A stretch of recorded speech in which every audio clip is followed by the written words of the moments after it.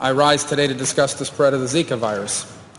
As many of my colleagues know, I've been calling for funding to confront this crisis to be included in the continuing resolution that Congress is hopefully going to pass in the coming weeks. But first, in light of tonight's vote, I want to take a step back and look at how we have gotten to this point. I want us to think about how long we have known about this crisis. I want us to think about how many warning signs had to be ignored for us to still be having this debate.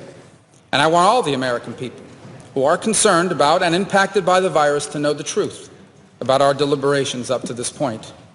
The truth is that every senator has known about the Zika virus since at least January. We all knew then it was a threat.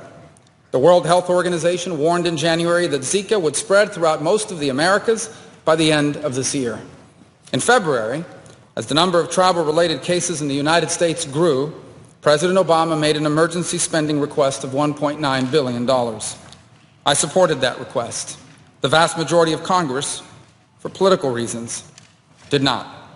And so the virus continued to spread. Since then, I have come here to the floor of the Senate to urge my colleagues to take action on Zika on at least 8 separate occasions.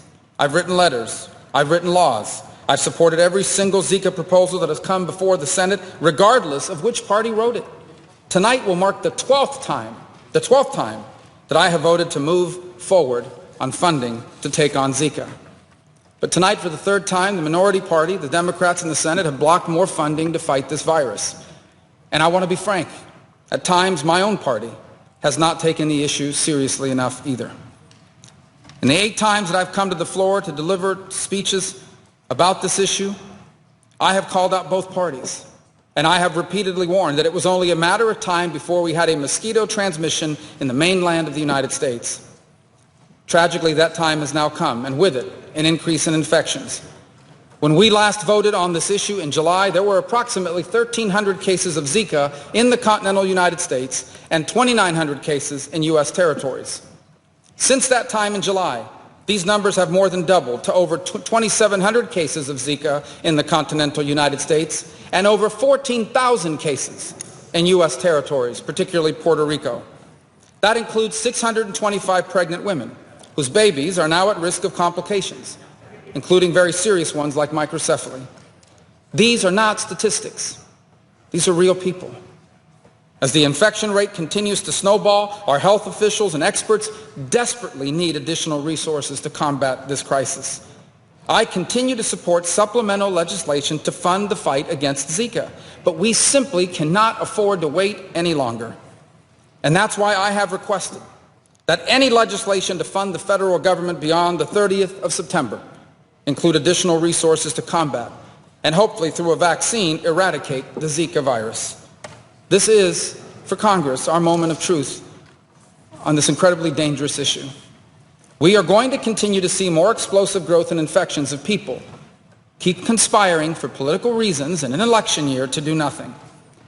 My colleagues on both sides of the aisle and in both chambers, in the House and in the Senate, now face a choice.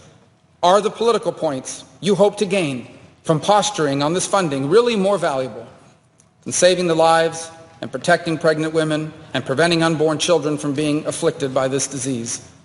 And ask yourself this: how will history remember this moment 20 years from now if, God forbid, there are hundreds or even thousands of children who are born with microcephaly while we stood here playing politics and did nothing? This has the potential to tarnish the legacy of our generation of national leaders, and far worse, to cause grave health challenges for an untold number of Americans. My colleagues, for the life of me, I cannot understand why any senator with any chance to do something about this would stand in the way any longer. My message to both parties and both chambers for this month is simple and straightforward. Zika is not a game. And if you think it is, then you should take your game somewhere else. This issue is about human beings, not political chess pieces, and we have a duty to solve it. It won't stop until Congress does what is necessary to respond to this public health crisis. Enough waiting, enough games. Congress needs to act, and it needs to act now. With that, Mr. President, I yield the floor.